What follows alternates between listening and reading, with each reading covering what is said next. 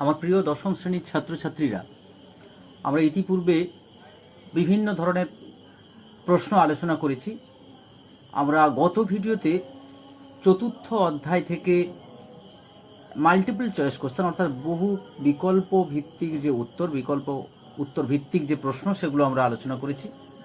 আজকে আমি সেদিনই বলেছিলাম যে পরের ভিডিওটাতে আমরা 2 নম্বরের প্রশ্ন তোমাদেরকে দেব, অর্থাৎ সংক্ষিপ্ত উত্তর ভিত্তিক প্রশ্ন। তো আজকে আমি সংক্ষিপ্ত উত্তর ভিত্তিক প্রশ্ন আলোচনা করব এবং সেই সংক্ষিপ্ত উত্তর ভিত্তিক প্রশ্নগুলোর উত্তর তো সবসময় লিখে দেওয়া সম্ভব হয় না। আমি সবগুলো প্রশ্নের উত্তর আলোচনা করে দেব, অর্থাৎ প্রশ্নগুলো বলবো এবং তার উত্তরগুলো আমরা আলোচনা করে দেবো। কিভাবে উত্তর লিখতে হবে, কি হবে উত্তর, সব বলে দেবো আমি আজকে।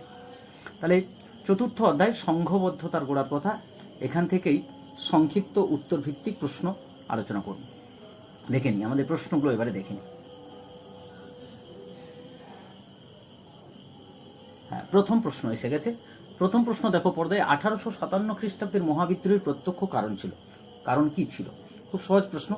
1857 খ্রিস্টাব্দে বড়লাট লর্ড ক্যানিং তিনি কোম্পানির শেষ গভর্নর জেনারেল ছিলেন এবং তার বিরুদ্ধে আমাদের দেশীয় সিপাহী, শুধু সিপাহী নয়, রাজা মহারাজা জনগণ, তাদের অসন্তোষকে কেন্দ্র করে 1857 খ্রিস্টাব্দে মহাবিদ্রোহের সূচনা হয়েছিল। এবং বিভিন্ন কারণ এখানে ছিল, শুধুমাত্র যে কতগুলো বা প্রত্যক্ষ কারণই একমাত্র ছিল তা কিন্তু নয়, অনেকগুলো পরোক্ষ কারণও ছিল।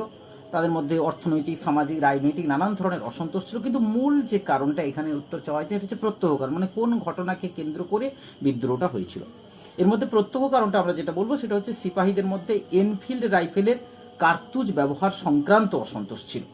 অর্থাৎ এই সময়, মানে আলোচ্য সময়, যে সময়টা বিদ্রোহটা হয়েছিল, সেই সময় ব্রিটিশ কোম্পানিতে একটা নতুন বন্দুক এসেছিল, যে বন্দুকটার নাম হচ্ছে এনফিল্ড রাইফেল। সেই এনফিল্ড রাইফেলের যে কার্তুজ, সেই কার্তুজের মোড়ক ছিল, একটা বাইরে একটা মোড়ক ছিল। মোড়কটা যুদ্ধের সময় দাঁতে কেটে বন্দুকের মধ্যে টোটাটা পুড়তে হতো। তো একটা গুজব রটে যায় ওই সময় যে ওই মোড়কটি গরু এবং শূকরের চর্বি দিয়ে তৈরি আছে, গরু এবং শূকরের চর্বি মাখানো আছে ওর মধ্যে। ফলে আমাদের দেশের সিপাহীরা, স্বাভাবিক হিন্দু এবং মুসলমানরা ধর্মচ্যুত হওয়ার আশঙ্কায় এই কার্তুজ ব্যবহারে অসম্মতি জানায় এবং বিদ্রোহ শুরু করে। এটাই হচ্ছে 1857 খ্রিস্টাব্দের মহাবিদ্রোহের প্রত্যক্ষ কারণ। দ্বিতীয় প্রশ্ন হচ্ছে, মহাবিদ্রোহের সময় কিভাবে হিন্দু মুসলিম ঐক্য পরিলক্ষিত হয়েছিল? 1857 খ্রিস্টাব্দের মহাবিদ্রোহের একটা গুরুত্বপূর্ণ জিনিস ছিল এখানে হিন্দু মুসলিম ঐক্য। অর্থাৎ যে বিদ্রোহটা হয়েছিল সেখানে হিন্দু এবং মুসলিম সম্প্রদায়ের মধ্যে তেমন কোনো বিদ্বেষ বা তেমন কোনো সাম্প্রদায়িক ঝগড়াঝাটি, সাম্প্রদায়িক হানাহানি কিন্তু লক্ষ্য করা যায়নি, বরং উভয় সম্প্রদায়ের মধ্যে একটা মৈত্রী পরিলক্ষিত হয়েছিল। এই মৈত্রীর পরিচয় এখানে বলা হয়েছে যে কিভাবে হিন্দু মুসলিম ঐক্য পরিলক্ষিত হয়েছিল। আমরা দুটো উদাহরণ এখানে তুলে ধরবো, একটা হচ্ছে আজমগড় ঘটনা আর একটা হচ্ছে দিল্লি ঘোষণা। আজমগড় ঘটনায় বলবো, সম্রাট দ্বিতীয় বাহাদুর শাহের পক্ষ থেকে, মানে দ্বিতীয় বাহাদুর শাহ তখন মুঘল সম্রাট, তার পক্ষ থেকে একটি ঘোষণায় ইংরেজ রাজত্বের অবসানের জন্য হিন্দু মুসলিমদের মধ্যে ঐক্যের আবেদন করা হয়েছিল। এটা আজমগড়ে এই ঘোষণাটা করা হয়েছিল। এটা একটা দিক, সম্প্রীতির একটা দিক। আর দ্বিতীয় দিকটা যেটা ছিল দিল্লি ঘোষণা, অর্থাৎ আলোচ্য সময়ে সম্রাট দ্বিতীয় বাহাদুর শাহ দিল্লি এবং বেরিলিতে গোহত্যা বন্ধের নির্দেশ দিয়েছেন। অর্থাৎ এটা হিন্দু এবং মুসলিম সম্প্রদায়ের মধ্যে একটা সম্প্রীতির নজির তিনি গড়েছেন। এছাড়া আরও অনেকগুলো ব্যাপার ছিল, কেননা হিন্দু মুসলিম সম্প্রদায় উভয়েই কিন্তু সিপাহী বিদ্রোহে অংশগ্রহণ করেছিল। তাদের যে যারা নেতা নেত্রী ছিলেন, হিন্দু সম্প্রদায়ের নেতা, মুসলিম নেতা যারা ছিলেন, বা হিন্দু সিপাহী, মুসলিম সিপাহী, এরা প্রত্যেকেই কিন্তু নিজেদের মধ্যে সদ্ভাব বজায় রেখেছিলেন এবং আন্দোলনে অংশগ্রহণ করেছেন, আন্দোলন পরিচালনা করেছেন। সুতরাং এখান থেকে হিন্দু মুসলিম ঐক্য পরিলক্ষিত হয়। তৃতীয় প্রশ্ন হিসেবে এখানে রয়েছে, 1857 খ্রিস্টাব্দের বিদ্রোহকে সামন্ততান্ত্রিক প্রতিক্রিয়া বলার কারণ কি? 1857 খ্রিস্টাব্দের বিদ্রোহ সম্পর্কে বিভিন্ন ব্যক্তি বিভিন্ন ধরনের মত পোষণ করেছেন, বিভিন্ন ধরনের বক্তব্য পেশ করেছেন। বিদ্রোহের চরিত্র নিয়ে নানান ধরনের আলাপ আলোচনা হয়েছে। একটি ধারণা থেকে, একটি মত থেকে বলা হয়েছিল যে এই বিদ্রোহ ছিল সামন্ততান্ত্রিক প্রতিক্রিয়া। মূলত রমেশচন্দ্র মজুমদার, তালমিজ খালদুন এরা এটাকে সামন্ততান্ত্রিক প্রতিক্রিয়া বলে অভিহিত করেছেন এবং তাদের এই বক্তব্যের সপক্ষে তারা কিছু যুক্তিও পেশ করেছেন। যেমন মুঘল সম্রাট দ্বিতীয় বাহাদুর শাহ মানে এই সময়ে তার পদটা বিলুপ্ত হয়েছিল, দ্বিতীয় বাহাদুর শাহের সম্রাট পদ বিলুপ্ত হয়েছিল। লক্ষ্মীবাইয়ের ঝাঁসি ব্রিটিশ সাম্রাজ্যভুক্ত হয়েছিল। নানা সাহেব, তিনি ছিলেন পেশোয়া দ্বিতীয় বাজিরাও দত্তপুত্র, তার ভাতা বন্ধ করে দেওয়া হয়েছিল। হজরত মহল অযোধ্যার রানী ছিলেন তিনি, এই হজরত মহলের অযোধ্যা ব্রিটিশ সাম্রাজ্যভুক্ত হয়েছিল। এছাড়াও বিহারের কুনওয়ার সিং, তার জমিদারি চলে গেছিল। তাহলে রাজা, তথাকথিত রাজারা, তালুকদাররা, জমিদাররা তাদের অধিকারগুলো হারিয়েছিল, এটা একটা দিক ছিল। আর ইংরেজদের দ্বারা ক্ষতিগ্রস্ত হওয়া ছাড়াও ওই সময় বিভিন্ন গোষ্ঠী পাশ্চাত্য সভ্যতার বিরোধী ছিলেন, ফলে এটাকে সামন্ততান্ত্রিক, কারণ সামন্তদের মধ্যে যে প্রতিক্রিয়া লক্ষ্য, সামন্তদের অধিকার চলে যাওয়ার ফলশ্রুতি হিসাবে, ক্ষমতা চলে যাওয়ার ফলশ্রুতি হিসাবে তাদের মধ্যে যে ব্রিটিশ বিরোধী প্রতিক্রিয়া লক্ষ্য করা গেছিল, সেটাই ছিল এই বিদ্রোহের একটা বড় কারণ। এই জন্য ঐতিহাসিক রমেশচন্দ্র মজুমদার, তালমিজ খালদুন এরা এই বিদ্রোহটাকে সামন্ততান্ত্রিক প্রতিক্রিয়া বলে অভিহিত করেছেন। নেক্সট কোশ্চেনে আমরা কিন্তু চলে যাব। 4 নম্বর কোশ্চেন ছিল 1857 খ্রিস্টাব্দের বিদ্রোহকে কেন মহাবিদ্রোহ বলা হয়েছে। অবলিক দিয়ে আরেকটা কোশ্চেন আছে যে মহাবিদ্রোহ নামকরণের যৌক্তিকতা কি। এই দুটো প্রশ্ন, মানে একটাই প্রশ্ন অল্টারনেটিভ হিসেবে একটা রয়েছে, যে 1857 খ্রিস্টাব্দের মহাবিদ্রোহের নামকরণের যৌক্তিকতা। এই নামকরণের যৌক্তিকতাটা আমরা আলোচনা করব, অর্থাৎ কেন এটাকে মহাবিদ্রোহ বলা হচ্ছে, মহাবিদ্রোহ বলার মধ্যে যুক্তি কোথায়। মূলত আমরা ঐতিহাসিকদের বক্তব্যটা তুলে ধরব। 1857 খ্রিস্টাব্দের ঘটনাকে সিপাহী বিদ্রোহের সামন্ততান্ত্রিক প্রতিক্রিয়া বা প্রথম স্বাধীনতা সংগ্রাম বা অভিজাতদের ক্ষয়িষ্ণু অভিজাততন্ত্রের মৃত্যুকালীন আর্তনাদ, এরকম নানান ধরনের বক্তব্য পেশ করা হয়েছে, নানান ধরনের ভাবনা এসেছে। যেমন বেশ কিছু ঐতিহাসিক চার্লস রেক্স, মেলেসন বা আমাদের দেশীয় দুর্গাদাস বন্দ্যোপাধ্যায়, সৈয়দ আহমেদ, এরা বলেছেন এটা সিপাহী বিদ্রোহ। আবার পিসি যোশী, তালমিজ খালদুন, রমেশচন্দ্র মজুমদার এরা বলেছেন সামন্ততান্ত্রিক প্রতিক্রিয়া। অধ্যাপক সুশোভন সরকার, সাভারকরের কথা বলতে পারি, বিনায়ক দামোদর সাভারকর, কার্ল মার্কস এটাকে প্রথম স্বাধীনতা সংগ্রাম বলেছে, কার্ল মার্কস জাতীয় বিদ্রোহ বলে অভিহিত করেছেন, ডিসরেলি জাতীয় বিদ্রোহ বলে অভিহিত করেছেন। সুতরাং ঐতিহাসিকদের এই মতভেদের কারণে এই তিনটি মতের কোনোটিকে গ্রহণ করা হয়নি, উপরন্তু পরিষ্কারভাবে এই তিনটি মতকে বাদ দিয়ে যে ভারতবর্ষে প্রথম এই ধরনের একটা সার্বিকভাবে সমস্ত ধরনের মানুষ একটা বৃহত্তর আন্দোলনে অংশগ্রহণ করেছিলেন, সেই কারণে এটাকে মহাবিদ্রোহ বা মহা অভ্যুত্থান বলে অভিহিত করা হয়েছে। মূলত তাহলে এই প্রশ্নের উত্তরে তোমাদেরকে আগে বেশ অন্যান্য মতগুলো একটু বলতে হবে, আর এই অন্যান্য মতগুলো বলার পরেই তোমাকে ওই কনক্লুশনটায় আসতে হবে যে ভিন্ন ভিন্ন মতের পরিপ্রেক্ষিতে আমরা যে সিদ্ধান্তে আসতে পারি, যেহেতু প্রথম এত একটা বৃহত্তর আন্দোলন হয়েছিল, একটা সারা ভারতবর্ষের বিভিন্ন সম্প্রদায়ের মানুষ এখানে অংশগ্রহণ করেছিল, সেই কারণে এটাকে মহাবিদ্রোহ বা মহা অভ্যুত্থান বলাই হচ্ছে যুক্তিযুক্ত। পরের প্রশ্নটা ছিল 1857 খ্রিস্টাব্দের মহাবিদ্রোহের প্রতি শিক্ষিত বাঙালি শ্রেণীর মনোভাব। এটা খুব ইম্পর্টেন্ট কোশ্চেন একটা, যে শিক্ষিত বাঙালি সম্প্রদায় এই বিদ্রোহ সম্পর্কে কি ধরনের মনোভাব পোষণ করত, এইটা হচ্ছে এখানকার প্রশ্ন। তো আমরা কয়েকজন বাঙালিদের সম্পর্কে কথা বলবো যারা বিশিষ্ট তৎকালীন বুদ্ধিজীবী সম্প্রদায়ের মানুষ, আর একটা প্রতিষ্ঠানের কথা বলবো। বিশিষ্ট ব্যক্তিদের মধ্যে ছিলেন কিশোরীচাঁদ মিত্র, শম্ভুচাঁদ মুখার্জি, হরিশ্চন্দ্র মুখোপাধ্যায়। এরা বলেছেন যে এটা ছিল মূলত সৈনিকদের বিদ্রোহ। রাজা রাধাকান্ত দেব, কালীপ্রসন্ন সিংহ, হরেন্দ্র ঘোষ এরা বিদ্রোহী সিপাহীদের নিন্দা করেছেন এবং সরকারকে সাহায্যের প্রস্তাব করেছেন, যে সরকারের বিরোধিতা না করে বরং সরকারকে সাহায্য করা উচিত। আবার অপরদিকে বেশ কিছু প্রতিষ্ঠানও ছিল, যেমন আমরা ব্রিটিশ ইন্ডিয়ান অ্যাসোসিয়েশনের কথা বলতে পারি, মোহামেডান অ্যাসোসিয়েশনের কথা বলতে পারি। এরা সিপাহী বিদ্রোহের বিরোধিতা করার প্রস্তাব গ্রহণ করেছেন। আসলে মুদ্রা ব্যাপারটা ছিল কি, শিক্ষিত বাঙালিরা কেন মহাবিদ্রোহের প্রতি এই ধরনের একটা মতামত পোষণ করেছেন, তার মূল যে কারণটা ছিল যে বাঙালিরা ভারতীয়দের শাসন ব্যবস্থা সম্পর্কে যে জ্ঞান, শাসন করার যে ক্ষমতা, সেটা সম্পর্কে সন্দিহান ছিল। তারা আদৌ বুঝতে পারেনি, যে তারা এটা নিয়ে খুব সন্দিহান ছিল যে বাঙালিরা ঠিকমতো শাসন করতে পারবে কিনা। যদি আমরা ইংরেজদেরকে এদেশ থেকে বিতাড়িত করি, ইংরেজরা যদি এদেশ থেকে চলে যায়, তাহলে তারপরে এই শাসন ব্যবস্থা কে পরিচালনা করবে। এটাই ছিল তাদের মূল ভাবনা, অর্থাৎ নিজেদের সুযোগ সুবিধা লোপ পেতে পারে এইরকম একটা ভয় তাদের মধ্যে কাজ করছিল, যার ফলশ্রুতি হিসাবে তারা কিন্তু এই বিদ্রোহ দমনে উৎসাহী ছিলেন। তারা চেয়েছিলেন এই বিদ্রোহ দমিত হোক, ব্রিটিশরা পরাজিত হোক এবং ইংরেজরা জয়যুক্ত হোক, ইস্ট ইন্ডিয়া কোম্পানির শাসন দীর্ঘজীবী হোক। এটাই ছিল তাদের মূল উদ্দেশ্য। নেক্সট কোশ্চেন, আমরা 5 নম্বর কোশ্চেনটা আলোচনা করলাম। আমরা পরের প্রশ্ন 6 নম্বর প্রশ্নে চলে যাব। 6 নম্বর প্রশ্ন হিসেবে রয়েছে 1857 খ্রিস্টাব্দের মহাবিদ্রোহের ফলাফল কি ছিল। দেখো, দু ধরনের ফলাফল ছিল মহাবিদ্রোহের, একটা তাৎক্ষণিক ফলাফল আর একটা হচ্ছে সুদূর প্রসারী ফলাফল। মূলত মহাবিদ্রোহের পরে লর্ড ক্যানিং তিনি প্রথম ভাইসরয় হয়েছিলেন, তিনি শেষ গভর্নর জেনারেল এবং প্রথম ভাইসরয়। সুতরাং এই বিদ্রোহের ফলাফলের ক্ষেত্রে আমরা প্রথম যেটা বলবো সেটা হচ্ছে ব্রিটিশ ইস্ট ইন্ডিয়া কোম্পানির শাসনের অবসান। এটা হচ্ছে সবচেয়ে গুরুত্বপূর্ণ ফলাফল, যে এতদিন পর্যন্ত প্রায় 100 বছর ধরে যে ব্রিটিশ ইস্ট ইন্ডিয়া কোম্পানি এখানে শাসন করে আসছিল, অর্থাৎ কোম্পানি শাসন চলছিল, সেই কোম্পানি শাসনের পরিবর্তে এবার কিন্তু মহারানী ভিক্টোরিয়া বা ব্রিটিশ পার্লামেন্টের শাসন পরিচালিত হয়েছিল।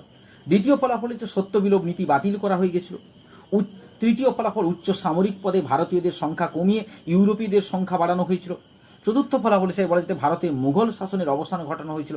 অর্থাৎ একটা সার্বিকভাবে পরিবর্তন ঘটেছিল, যে পরিবর্তনটা পুরানো শাসন ব্যবস্থার জায়গায় একটা নতুন শাসন ব্যবস্থার ইঙ্গিত দিয়েছিল। এটাই হচ্ছে এখানকার গুরুত্বপূর্ণ জিনিস। পরবর্তী প্রশ্ন, 7 নম্বর প্রশ্ন রয়েছে, মহারানীর ঘোষণাপত্র কি, এর উদ্দেশ্য কি ছিল? মহারানীর ঘোষণাপত্র অর্থাৎ 1857 খ্রিস্টাব্দের বিদ্রোহের সুবাদে 1858 খ্রিস্টাব্দের 2 আগস্ট একটা আইন হয়েছিল, act for the better government of India. সেই আইন অনুযায়ী মহারানী ভিক্টোরিয়ার হাতে শাসন ক্ষমতা অর্পিত হয়েছিল। আর 1 নভেম্বর 1858 খ্রিস্টাব্দের 1 নভেম্বর মহারানী ভিক্টোরিয়া এলাহাবাদের দরবারে তার প্রতিনিধি অর্থাৎ মহারানী ভিক্টোরিয়ার প্রতিনিধি হিসাবে প্রথম ভাইসরয় লর্ড ক্যানিং এলাহাবাদের দরবারে যে ঘোষণাপত্র জারি করেছেন সেটা ছিল মহারানীর ঘোষণাপত্র। এই ঘোষণাপত্রে কি বলা হয়েছিল? এই ঘোষণাপত্রে অনেকগুলো কথা বলা হয়েছিল, সবগুলো এখানে বলার দরকার নেই। মূল উদ্দেশ্যটা চাওয়া হয়েছে, যে কি উদ্দেশ্য ছিল সেটা আমরা বলবো। ঘোষণাপত্রের মধ্যে ছিল সত্যবিলোপ নীতি অবসানের কথা বলা হয়েছিল, যোগ্যতা অনুসারে ভারতীয়দের সরকারি পদে নিযুক্ত হওয়ার কথা বলেছিল, ইংরেজরা যাতে আর রাজ্য বিস্তার করবে না এরকম একটা প্রতিশ্রুতি ছিল, ভারতীয়দের ধর্মীয় ক্ষেত্রে সামাজিক ক্ষেত্রে হস্তক্ষেপ করা হবে না এরকম প্রতিশ্রুতি ছিল। আসলে মূল উদ্দেশ্যটা আপাত দৃষ্টিতে এই ঘোষণাপত্রটা উদার মনে হয়েছিল, বাস্তবে কিন্তু তা ছিল না। মূল উদ্দেশ্যটা ছিল যে সারা ভারতবর্ষ জুড়ে ভারতীয়দের মধ্যে যে ক্ষোভ, ভারতীয়দের মধ্যে যে ক্রোধ লক্ষ্য করা গেছে ব্রিটিশ শাসনের বিরুদ্ধে, সেটাকে প্রশমিত করা। সমগ্র ভারতবর্ষ জুড়ে যে বিদ্রোহের আগুন জ্বলে উঠেছে সেটাকে প্রশমিত করা, বা এই দীর্ঘদিন ধরে কোম্পানি শাসনের ফলশ্রুতি হিসেবে এদেশের মানুষের মনের মধ্যে যে ক্ষত তৈরি হয়েছে, এদেশের মানুষের মনের মধ্যে যে হতাশা তৈরি হয়েছে, ব্রিটিশ বিরোধী ভাবনা তৈরি হয়েছে, সেটাকে প্রশমিত করা। এটাই ছিল মূল উদ্দেশ্য। সেই কারণে মহারানী ভিক্টোরিয়ার ঘোষণাপত্র বাস্তবায়িত হয়নি। মহারানী ভিক্টোরিয়া যে প্রতিশ্রুতিগুলি দান করেছিলেন সেগুলো বাস্তবায়িত হয়নি। সেই ঐতিহাসিক বিপানচন্দ্রের একটা মত আছে যে এটা হচ্ছে রাজনৈতিক ধাপ্পা, বাস্তবিক ক্ষেত্রে এগুলো শুধুমাত্র ভারতীয়দেরকে আশ্বস্ত করার একটা বাণী ছিল। নেক্সট প্রশ্ন আমরা আলোচনা করব। নেক্সট প্রশ্ন হচ্ছে, বঙ্গভাষা প্রকাশিকা সভা কেন প্রতিষ্ঠিত হয়েছিল, এর উদ্দেশ্য কি ছিল? খুব সোজা প্রশ্ন। বঙ্গভাষা প্রকাশিকা সভা 1836 খ্রিস্টাব্দে প্রতিষ্ঠিত হয়েছিল, তোমরা জানো।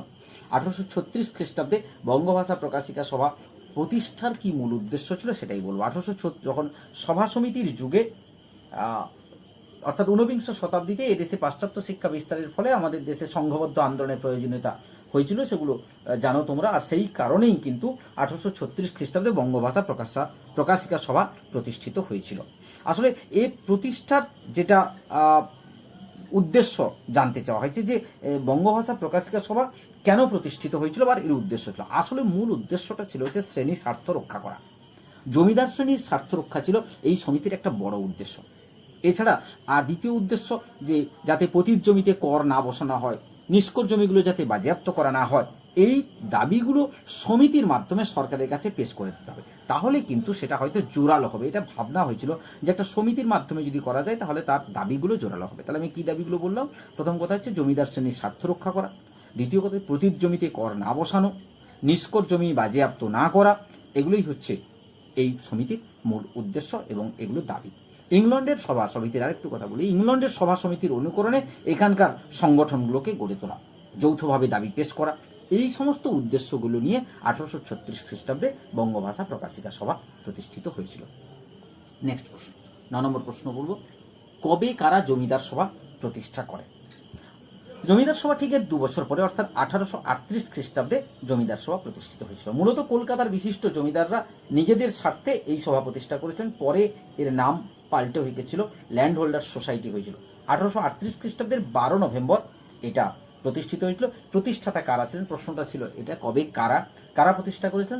রাজা রাধাকান্ত দেব, দ্বারকানাথ ঠাকুর ও প্রসন্ন কুমার ঠাকুর, এদের উদ্যোগেই কিন্তু জমিদার সভা প্রতিষ্ঠিত হয়েছিল এবং এরও উদ্দেশ্য ছিল জমিদারদের স্বার্থ রক্ষা করা। পরবর্তী প্রশ্নে যাব, 10 নম্বর প্রশ্ন। 10 নম্বর প্রশ্নে জমিদার সভার দাবি সমূহ আলোচনা করা বা উদ্দেশ্য, আমরা যেটা বললাম একটু আগে, আমরা দাবিগুলো একটু আলোচনা করে দিই। 1838 খ্রিস্টাব্দের 12 নভেম্বর কলকাতার বিশিষ্ট জমিদাররা মিলিত হয়ে এই সভা প্রতিষ্ঠা করেছিলেন বা জমিদার সভা প্রতিষ্ঠা করেছেন। এদের দাবিগুলো ছিল নিষ্কর জমি বাজেয়াপ্ত হতে না দেওয়া, ব্রিটিশ ভারতে চিরস্থায়ী বন্দোবস্তের প্রসার, অর্থাৎ চিরস্থায়ী বন্দোবস্ত কেবলমাত্র বাংলা প্রদেশে ছিল, বাংলা, বিহার, উড়িষ্যায়, সেটা সারা ভারতবর্ষব্যাপী চিরস্থায়ী বন্দোবস্তের প্রসার ঘটানো, বিচার, পুলিশ এবং রাজস্ব বিভাগের সংস্কার সাধন করা, যে ব্যবস্থাটা চলে আসছিল তার চাইতে একটু উন্নত ব্যবস্থা আর একটু পরিবর্তন আনা, সুবিধাজনক শর্তে পতিত জমি ইজারা দান, এই ব্যাপারগুলো ছিল। এবং ইংল্যান্ডের সভা সমিতির অনুকরণে এখানে সভা সমিতি প্রতিষ্ঠা করা এবং এখানে যে ইংল্যান্ডের আমলাতন্ত্র এখানে কাজ করবে, যে আমলারা আসবে তাদেরকে সহানুভূতিশীল হওয়া, তাদের সঙ্গে সুসম্পর্ক বজায় রাখা, যাতে করে নিজেদের দাবিগুলো সুস্পষ্টভাবে পেশ করা যেতে পারে, এটা ছিল। তাহলে আরেকবার বলে দিই, দাবিগুলো কি ছিল? নিষ্কর জমি বাজেয়াপ্ত হতে না দেওয়া, ব্রিটিশ ভারতে চিরস্থায়ী বন্দোবস্তের প্রসার ঘটানো, পুলিশ, বিচার ও রাজস্ব বিভাগের সংস্কার করা, সুবিধাজনক শর্তে পতিত জমি ইজারা দান করা, ব্রিটিশ ভারতের যে সমস্ত শাসকেরা আসবেন, যে সমস্ত আমলারা, তাদের সঙ্গে সুসম্পর্ক বজায় রাখা ইত্যাদি। এরপরে আমরা 11 নম্বর প্রশ্নে চলে যাব। 11 নম্বর প্রশ্ন রয়েছে, ভারত সভা প্রতিষ্ঠার উদ্দেশ্য কী ছিল? ভারত সভা, যেটা 1876 খ্রিস্টাব্দে সুরেন্দ্রনাথ বন্দ্যোপাধ্যায় প্রতিষ্ঠা করেছিলেন, অনেকগুলো উদ্দেশ্য নিয়ে এই সমিতিটা গড়ে উঠেছিল এবং রাজনৈতিক সভা সমিতিগুলোর মধ্যে এটাই ছিল সবচেয়ে গুরুত্বপূর্ণ সভা। মূলত মূল উদ্দেশ্যগুলো যেগুলো ছিল সেটা হচ্ছে সারা দেশ জুড়ে জনমত গঠন করা, সারা দেশের জনগণের মধ্যে একটা ঐক্য প্রতিষ্ঠা করা, ভারতের বিভিন্ন অঞ্চলের অধিবাসীদের ঐক্যবদ্ধ করা, কারণ ব্রিটিশ বিরোধী রাজনৈতিক আন্দোলনকে সংগঠিত করতে গেলে, ব্রিটিশদের কাছ থেকে রাজনৈতিক দাবি আদায় করতে গেলে এই ধরনের ঐক্যবদ্ধ আন্দোলনের প্রয়োজন ছিল। 3 নম্বর ছিল হিন্দু মুসলিমদের মধ্যে মৈত্রীর প্রসার ঘটানো, অর্থাৎ এতদিন পর্যন্ত যা কিন্তু ঘটেনি, এতদিন পর্যন্ত যে সমিতিগুলো কাজ করেছিল তারা কখনোই এই ধরনের ভাবনা ভাবেনি, তারা নিজেদের গোষ্ঠী স্বার্থের কথা ভেবেছিল। কিন্তু ভারত সভা ছিল সেই প্রতিষ্ঠান যেখানে প্রথম হিন্দু মুসলমান মৈত্রীর কথা বলা হয়েছিল, যে হিন্দু মুসলিম সবাই একযোগে মিত্রতা স্থাপন করে আন্দোলন করতে হবে। আর ছিল রাজনৈতিক আন্দোলনে অশিক্ষিত মানুষ যারা, তারাও যাতে যোগদান করে তার ব্যবস্থা করতে হবে, কারণ অশিক্ষিত মানুষদের আমাদের দেশে খুব একটা গুরুত্ব দেওয়া হতো না, এখানে কিন্তু সেই গুরুত্বটা দেওয়া হয়েছিল। 12 নম্বর প্রশ্ন, হিন্দু মেলা প্রতিষ্ঠার উদ্দেশ্য কী ছিল? এটাও একটি সমিতি, 1867 খ্রিস্টাব্দে এটা প্রতিষ্ঠিত হয়েছিল। 19 শতকের বাংলাদেশে যে সমস্ত সভা সমিতিগুলো গড়ে উঠেছিল তার মধ্যে এটা ছিল উল্লেখযোগ্য একটা সমিতি। এরও বেশ কিছু গুরুত্বপূর্ণ উদ্দেশ্য ছিল, যেমন হিন্দুদের ঐক্যবদ্ধ করা, প্রত্যেককে আত্মনির্ভর করে তোলা, সর্বভারতীয় চেতনা গড়ে তোলা, দেশীয় শিল্প সাহিত্যকে উৎসাহ দান করা, জাতীয় পতাকা, জাতীয় সঙ্গীত, জাতীয় প্রতীক এগুলোকে মর্যাদা দেওয়া। সবচেয়ে বড় কথা ছিল যে হিন্দু কালচার বা হিন্দু সংস্কৃতির পুনরুদ্ধার করা এবং তাকে গৌরবান্বিত করা। মূলত হিন্দু ধর্মের এখানে প্রাধান্য ছিল, হিন্দু সংস্কৃতির এখানে প্রাধান্য ছিল, এই কারণে কিন্তু এটা খুব একটা সাকসেসফুল হতে পারেনি, এই সমিতি খুব একটা তার জায়গায়, তার প্রতিষ্ঠিত লক্ষ্যে পৌঁছাতে পারেনি। নবগোপাল মিত্র ছিলেন এর প্রতিষ্ঠাতা, এছাড়া রাজনারায়ণ বসু, গগনেন্দ্রনাথ ঠাকুর এরাও কিন্তু এর সঙ্গে যুক্ত ছিলেন। 13 নম্বর প্রশ্ন, 19 শতকের ভারতে জাতীয়তাবাদ গড়ে ওঠার কারণ কী ছিল? এটা খুব সুন্দর একটা প্রশ্ন, যে 19বিংশ শতকে আমাদের দেশে বিভিন্ন কারণে জাতীয়তাবাদী চেতনার প্রসার ঘটেছিল। তো সেই কারণগুলো আমরা বলবো। মূলত একটা কারণ আমরা যদি মনে করি, যে ইংরেজ আমলে রাজস্বের পরিমাণ বেড়ে গেছিল, রাজস্বের পরিমাণটা বৃদ্ধি পাওয়া এটা একটা বড় কারণ। কারণ জাতীয়তাবাদী চেতনার স্ফুরণ নানাভাবে করতে পারে। আমাদের দেশে ব্রিটিশরা যেভাবে শোষণ করছিল, ইংরেজরা যেভাবে শোষণ করছিল, মানে কোম্পানি যেভাবে তাদের অত্যাচার ছিল, সাধারণ মানুষের কাছ থেকে কর আদায় করতে গিয়ে জমিদারদের উপর যে ধরনের সানসেট ল অনুযায়ী, সূর্যাস্ত আইন অনুযায়ী যেভাবে অত্যাচার করা হয়েছিল, অর্থাৎ এই অত্যাচারগুলো আমাদের দেশে জাতীয়তাবাদী চেতনাকে গড়ে উঠতে সাহায্য করেছিল। ঠিক এর পাশে আর একটা ছিল, সেটা হচ্ছে পাশ্চাত্য শিক্ষা। তাহলে পাশ্চাত্যের সাহিত্য, দর্শন, যুক্তিবাদ এদেশের শিক্ষিত শ্রেণীর মানুষকে কিন্তু অনুপ্রাণিত করেছিল। তারা উপলব্ধি করতে পেরেছিল, তারা বুঝতে পেরেছিল কোনটা সঠিক এবং কোনটা বেঠিক, কোথায় ভুল আছে কোথায় ঠিক আছে, তারা বুঝতে পেরেছিল। তাহলে কারণগুলো আমরা কি বললাম? একটা বললাম রাজস্ব অর্থাৎ ইংরেজ আমলে আগের তুলনায় রাজস্বের পরিমাণ বেড়ে গেছিল, এটা একটা। দ্বিতীয়ত শাসন এবং শোষণ বললাম, ইংরেজ শাসন শোষণে ভারতবাসী অতিষ্ঠ হয়ে উঠেছিল, জাত্যাভিমান ছিল, বর্ণবিদ্বেষ ছিল, নানা কারণে আমাদের দেশীয় মানুষদের উপর অন্যায় আচরণ করা হতো, দেশীয় মানুষদেরকে খারাপ চোখে দেখা হতো, তাদের প্রতি হীন আচরণ করা হতো। আর ছিল পাশ্চাত্য শিক্ষা। সর্বোপরি এটাই ছিল গুরুত্বপূর্ণ, কারণ মানুষের চেতনা বৃদ্ধি হলো পাশ্চাত্য শিক্ষার সংস্পর্শে এসে। এদেশের মানুষের যে চেতনা বৃদ্ধি ঘটেছিল, চেতনার পরিবর্তন ঘটেছিল, তারই প্রভাবে বা তারই ফলশ্রুতিতে ভারতীয়দের মধ্যে জাতীয়তাবাদ গড়ে উঠতে শুরু করেছিল। 14 নম্বর প্রশ্ন, ভারতে জাতীয়তাবোধের বিকাশে পাশ্চাত্য শিক্ষার প্রভাব। আমরা যেটা আগের পয়েন্টে একটু বললাম যে পাশ্চাত্য শিক্ষা কি ভূমিকা পালন করেছিল। অ্যাকচুয়ালি পাশ্চাত্য সাহিত্য এবং দর্শন, অর্থাৎ ইংরেজি শিক্ষা ইউরোপীয় দর্শনের প্রভাবে এদেশে উপন্যাস, প্রবন্ধ, কাব্য, নাটক এগুলো রচিত হতে শুরু করেছিল। পাশ্চাত্যের সভ্যতা অনেক বেশি উন্নত, অনেক বেশি পাশ্চাত্য সংস্কৃতি অনেক বেশি আধুনিক ছিল।